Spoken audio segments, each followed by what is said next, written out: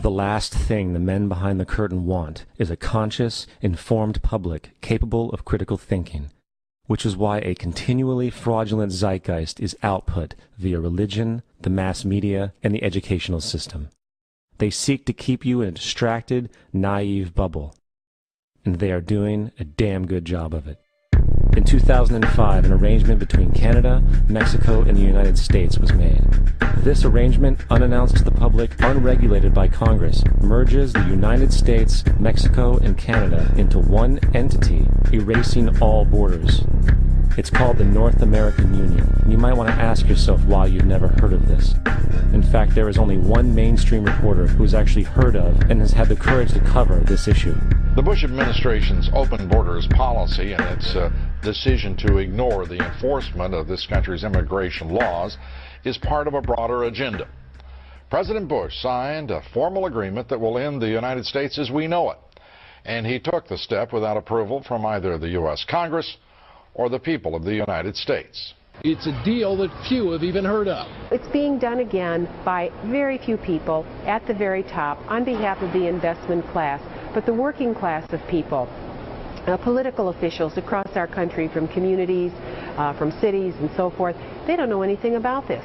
This isn't some trade agreement. It is a total removal of sovereignty from these countries, which will also result in a completely new currency called the Amero. Fall. Apart from that, I think one thing people who are dollar-based need to focus on is the Amero. That's the one thing that nobody's talking about, but I think is going to have a big impact on everybody's life in Canada, the U.S., and Mexico. The Amero is the proposed new currency for the North American community, which is being developed right now between Canada, the U.S., and Mexico to make a borderless community, much like the EU, and the dollar, Canadian dollar, U.S. dollar, and the Mexican peso replaced by the Amero. By default of this agreement, the American Constitution will eventually be obsolete. You would think that a situation like this would be on the cover of every major newspaper. That is until you realize that the people who are behind this movement are the same people behind the mainstream media, and you are not told what you're not supposed to know. The North American Union is the same concept as the European Union, the African Union, and the soon-to-be Asian Union, and the same people are behind all of them.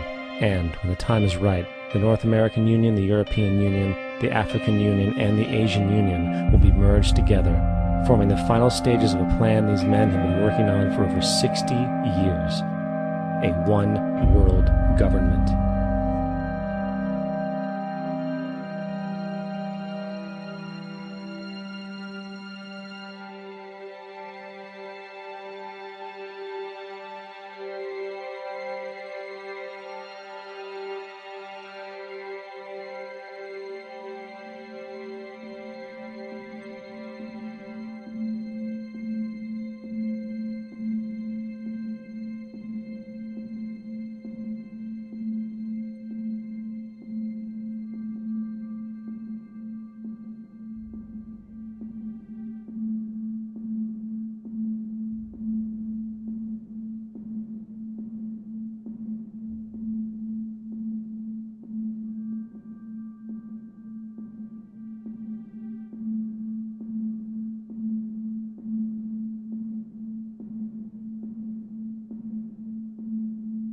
One bank, one army, one center of power.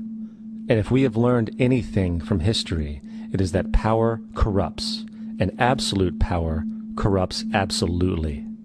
This is Aaron Russo, a filmmaker and former politician. To his left is Nicholas Rockefeller of the infamous Rockefeller banking and business dynasty. After maintaining a close friendship with Nicholas Rockefeller, Aaron eventually ended the relationship, appalled by what he had learned about the Rockefellers and their ambitions. I got a call one day from an attorney woman I knew, and she said, "Would you like to meet one of the Rockefellers?" I said, "Sure, I'd love to." And we became friends, and he began to divulge a lot of things to me. So he said to me one night, he said that there's going to be an event there, and out of that event, you're going to see, we're going to go into Afghanistan, so we can run pipelines from the Caspian Sea. We're going to go into Iraq to take the oil and establish a base in the Middle East, and we're going to go into Venezuela and try and get rid of Chavez. And the first two they've accomplished. Chavez they didn't accomplish. And he said you're going to see guys going into caves looking for never going to find. You know, he was laughing about the fact that you have this war on terror. There's no real enemy. He's talking about how by having this war on terror, you can never win it because so it's an eternal war. And so you can always keep taking people's liberties away. And I said, how are you going to convince people that this war is real? He said, but the media can convince everybody it's real. I mean, you know, it's just that you keep talking about things. You keep saying it over and over and over again, and eventually people believe it. You know, you created the Federal Reserve in 1913 through lies. You create 9/11, which is another lie. Through 9/11, you're fighting a war on terror, and now all of a sudden you go into Iraq, which was another lie, and now they're going to do Iran. You know, and it's all one thing leading to another, leading to another, leading to another. Now, I would say to them, what are you doing this for? What's the point of this thing? You have all the money in the world you ever want. You have all the power. I said, you know, you're hurting people. It's not a good thing. And he would say, what do you care about the people for? Take care of yourself and take care of your family. And then I said, so what are the ultimate goals here? He said, the ultimate goal is to get everybody in this world chipped with the RFID chip and have all money be on those chips and everything on those chips. And if anybody wants to protest what we do or violate what we want, we just turn off their chip. That's right, microchipped. In 2005, Congress, under the pretense of immigration control and the so-called War on Terrorism, passed the Real ID Act, under which it is projected by May 2008, you will be required to carry around a federal identification card, which includes on it a scannable barcode with your personal information. However, this barcode is only an intermediary step before the card is equipped with a Verichip RFID tracking module, which will use radio frequencies to track your every move on the planet. If this sounds foreign to you, please note that the RFID tracking chip is already in all new American passports. And the final step is the implanted chip, which many people have already been manipulated into accepting under different pretenses. We have a Florida family who are really pioneers in a brave new world. They have volunteered to be the first ever to have microchip identification devices implanted into their body. After 9/11, I was really concerned with the security of my family. I wouldn't mind having something planted permanently in my arm that would identify me.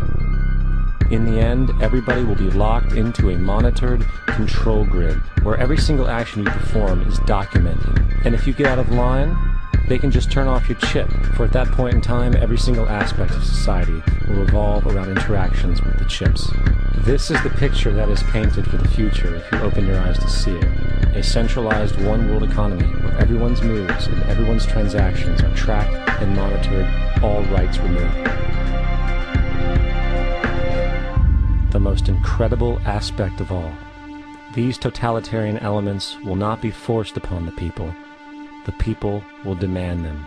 For the social manipulation of society through the generation of fear and division has completely detached humans from their sense of power and reality. A process which has been going on for centuries, if not millennia. Religion, patriotism, race, wealth, class, and every other form of arbitrary, separatist identification and thus conceit has served to create a controlled population, utterly malleable in the hands of the few. Divide and conquer is the motto, and as long as people continue to see themselves as separate from everything else, they lend themselves to being completely enslaved.